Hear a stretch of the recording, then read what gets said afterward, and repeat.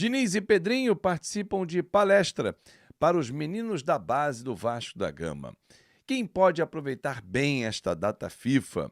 O Vasco joga logo no dia seguinte. Tudo isso e muito mais a gente vai debater agora. E tem o gramado de São Januário. A troca já começou a todo vapor. Então já chega deixando o seu like, comenta e compartilha. Claro, se inscreve no nosso canal, dá aquela moral. Vamos falar da nossa paixão, claro. O gramado de São Januário segue sendo trocado pela empresa Greenleaf, que já tinha feito esse planejamento com a diretoria, já tinha indicado a necessidade e a todo vapor a troca do gramado, o tapete literalmente, já está sendo feita para que no dia 28, uma sexta-feira, quando o Vasco receber o Internacional, aí sim consiga ter um gramado melhor, principalmente visualmente, né? Porque o que tem incomodado demais é a parte visual. Se o Vasco ter a jogabilidade, né, o tapete lisinho, ok, mas a parte visual tem incomodado, chamado a atenção e gerado muitas críticas.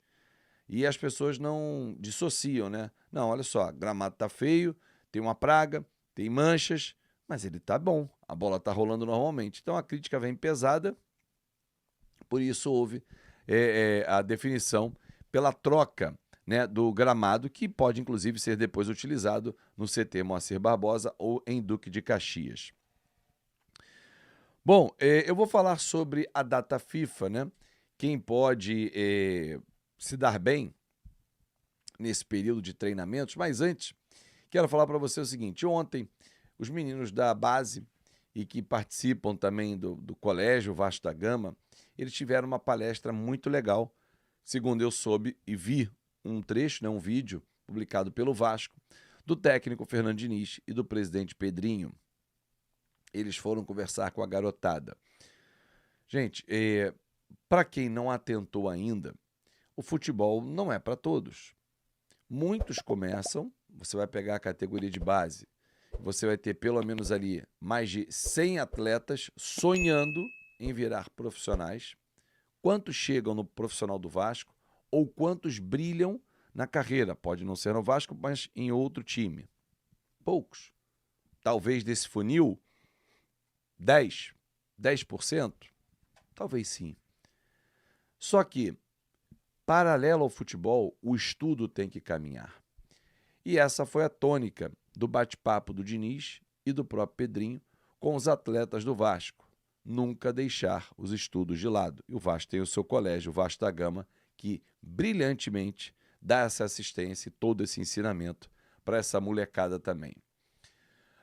Antes de falar do tema principal, o Daverson ontem marcou 3 gols, fez hat-trick num jogo maluco diante do Atlético Mineiro, deu empate. Para nós foi bom, porque o Atlético ficou nesse jogo atrasado com apenas 2 pontos na nossa frente, então o Vasco continua em 10º, mas só que está a 2 pontos do Atlético Mineiro, que ele inclusive pega na última rodada.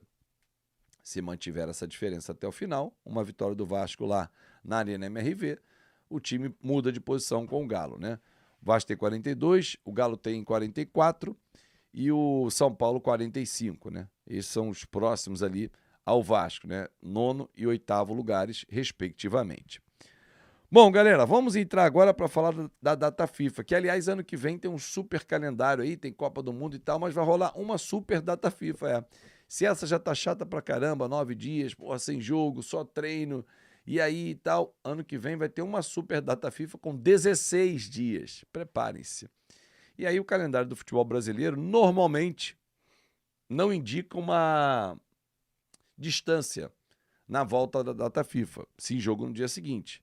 Até mesmo nessa data FIFA tem um jogo na data FIFA, que é um Botafogo Sport. Mas enfim, o Vasco joga no dia seguinte com o Grêmio. Nessa data FIFA em especial, o Vasco teve 4 jogadores convocados. Paulo Henrique para a brasileira, Puma para a uruguaia, Andrés e Cuesta para a colombiana. Só que o Paulo Henrique foi expulso no último jogo contra o Juventude. Então ele já está fora automaticamente contra o Grêmio. O reserva imediato seria o Puma, que também não vai chegar a tempo, segundo o Diniz disse, né? Se o Cuesta, o Andrés Gomes e o Puma chegarem a tempo, serão os titulares. Puma na direita, Cuesta na zaga e Andrés Gomes no ataque. Sendo que a tendência é que eles não cheguem a tempo, pelo menos, ou de serem titulares do Vasco, porque vão jogar no dia anterior. E aí? O que fazer? Quem assume a vaga de titular? Alguns jogadores estão em baixa nesse momento no Vasco da Gama. Titi, Verratti, David, Matheus França, Lucas Oliveira, todos substitutos possíveis.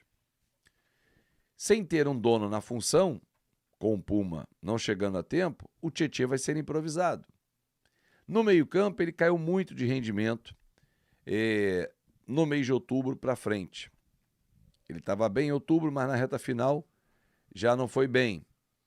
E veio em novembro, foi vaiado.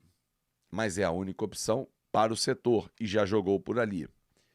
Sem o Carlos Cuesta, que vem fazendo uma grande dupla com o Robert Renan, apesar dos últimos jogos, o Vasco levou 8 gols contra São Paulo 2-0, Botafogo 3-0 e Juventude 3-1. Vai fazer muita falta. O Lucas Freitas se recupera de um problema no tornozelo. É canhoto. O Lucas Oliveira é destro. Tem ficado no banco. A tendência é ele ser utilizado. Ou, quem sabe, o Hugo Moura ser recuado. Também pode ser. Hugo Moura recuado ou Lucas Oliveira. De qualquer forma, os dois precisariam muito aproveitar essa oportunidade, porque estão em baixa também. Caíram de rendimento. E a torcida pega no pé, com toda razão. Mais à frente, o Matheus França foi uma das grandes promessas nas contratações. O Matheus França está vindo, um cara de muito futuro, estava no Crystal Palace, não estava sendo aproveitado, foi emprestado e tal. Legal. Mas assim, até agora não teve uma grande atuação. Alguns jogos em que ele entrou e fez uma fumaça, mas grande atuação não teve nenhum. E nos últimos jogos, ele tem entrado numa função que, segundo o Diniz, e eu acredito, ele tem treinado bem. Só no treino. No jogo não tem rendido como o segundo volante, ou já um meia, um camisa 8. Matheus França nunca foi esse jogador na sua carreira, sempre foi um meia atacante, não um meia construtor, o cara que pensa o jogo, lê de trás, mas o Diniz enxergou características positivas nele. Ele não tem rendido, foi muito vaiado contra o Juventude. Não tem chegado na área, não tem sido decisivo. Precisa aproveitar esse período para intensificar a parte física, que não está ainda de acordo, porque estava há muito tempo sem jogar no Crystal Palace, e foi o único jogador dos emprestados que não veio com valor definido caso o Vasco queira comprar. Hoje não vale a compra. Hoje, dia 13 de novembro, não vale a compra. Verratti, sem o Andrés Gomes, existem duas possibilidades. O David entrar na ponta, o Ryan ser mantido por dentro e o na outra. David também não tem entrado bem. Pós-cirurgia, oscilou. Teve bons jogos, jogos ruins, fez gol contra o Fortaleza, fez gol contra o Santos, mas não tem rendido nos últimos jogos também o que a gente espera. É outro jogador que precisa aproveitar a chance que ele tem, porque ele é praticamente um 12º jogador. Ele tem tido chances. O Verratti é o nosso artilheiro. Esse aí, cara, eu entendo que deveria ser utilizado como substituto, caso o Andrés não realmente chegue a tempo, não tenha condições ou venha para o banco.